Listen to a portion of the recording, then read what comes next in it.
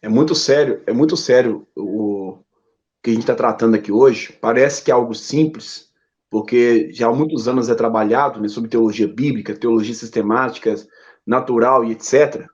Mas quando se trata de teologia bíblica, nós temos que entrar bem profundo mesmo, pedir direção ao Espírito Santo, porque as pessoas não querem, hoje, viver a Bíblia, né? Infelizmente, as pessoas, como já foi dito aí pelo professor Fábio, as pessoas estão desacreditando de tudo. Muitos estão estudando, estudando, e infelizmente, por mais que dizem que estão estudando teologia, se afasta cada dia mais de Deus. São as Eu não novas sei se... teologias.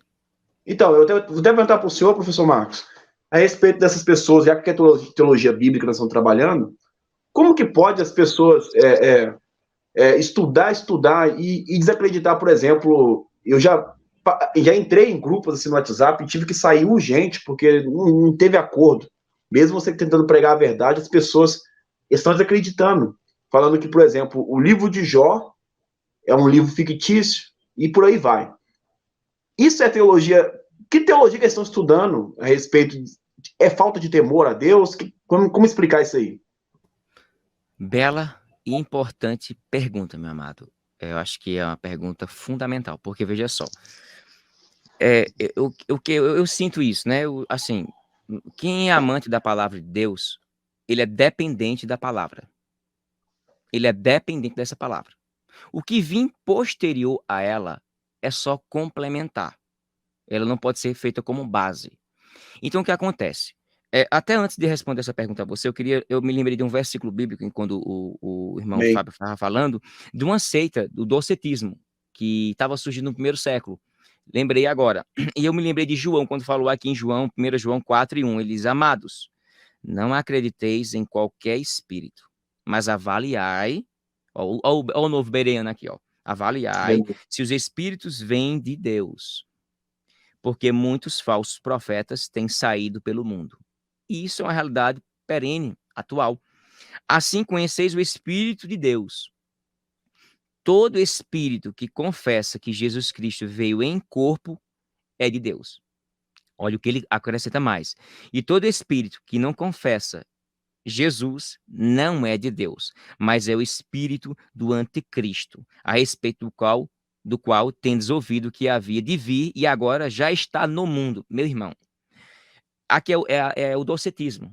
Por quê? Porque quando eu coloco que Jesus não tem uma aparência, né, do grego, né, doxe, a aparência. Não, ele só era uma aparência humana. Não era puramente humano. Não, ele era uma aparência só espiritual. Isso, a seita do docetismo, ela surgiu nesse meio. E João, ele diz isso é o espírito do anticristo, que já está no mundo. No primeiro século, meu amado, o docetismo já estava com ênfase. Um proto-gnosticismo, agnosticismo, depois do segundo e terceiro século.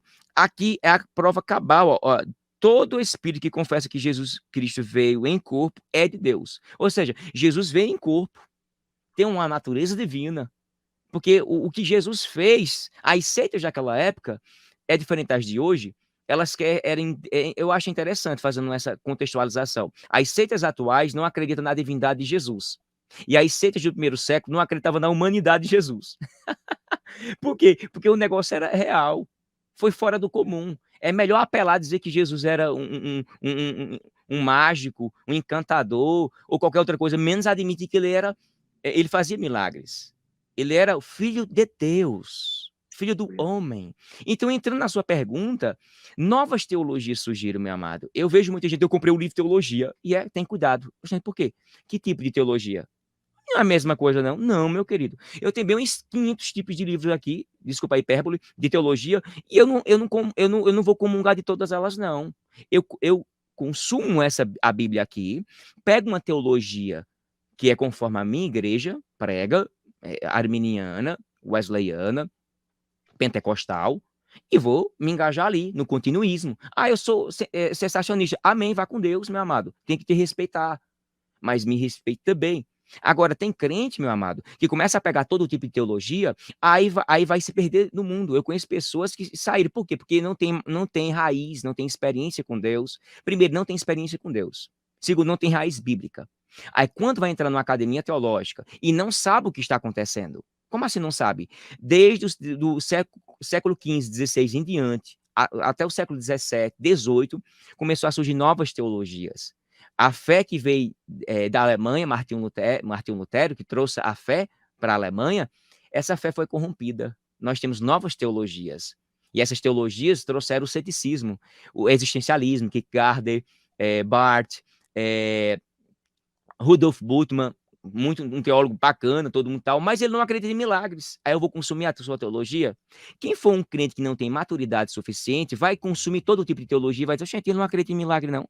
Ele diz que não existe, não, gente. Ele diz que é tudo fictício. Eita, tudo. Ele vai tratar tudo com fictício. Porque se não acontece hoje, nunca aconteceu. É uma conta que não fecha. E eu tenho que haver se não acontece hoje. A incredulidade do ser humano.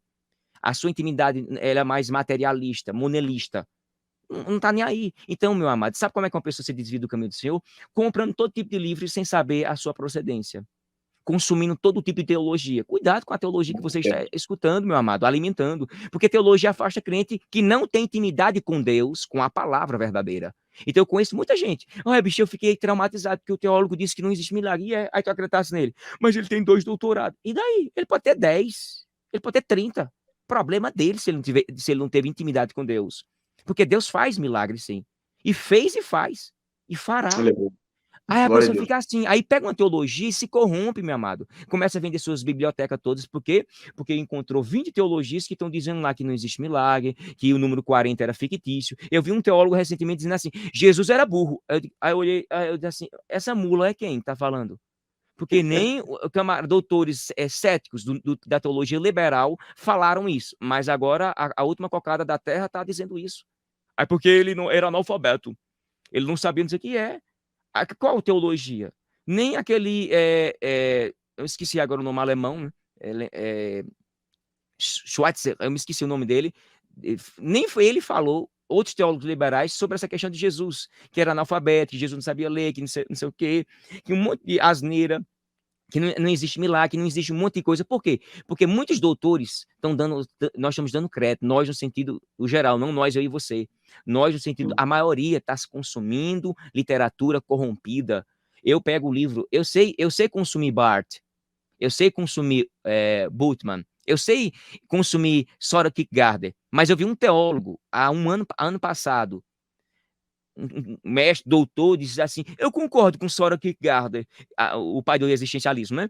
Ele disse que a fé é um pulo na escuridão, um salto na escuridão. Esse camarada está perdido, não sabe nem estudar filosofia. O camarada perdeu sua fé e está falando que a fé é um chute na escuridão. Que história é essa? A tua fé é fraca, então, se tu crê nisso. Eu não creio nisso. A minha fé não é um chute na escuridão, mas, na verdade, ela me tira da escuridão. Porque Jesus é o centro, é o foco. E é mais ou menos isso para eu não tomar. Aí, só fazendo uma correção aqui, eu não sou pastor, muita gente chama de pastor, já estão me consagrando, eu sou um pastor clandestino aqui da internet, viu? Já me consagraram, todo mundo me chamou, pastor Baga, meu filho, eu sou professor. E eu pensava que o irmão era pastor, eu sou pastor na minha casa, a qual eu tenho, né? Enfim, Deus abençoe, meu amado. Só que isso aí é comum, o professor Marcos, todo mundo que fala de Deus, né, ele já titula como pastor. E grande responsabilidade, né? Semana foi domingo grato passado. Pelo elogio. Eu fico grato pelo elogio, embora saibamos que existem pastores fakes demais, né? Ou que ganharam só o ministério pastoral, mas não desenvolvem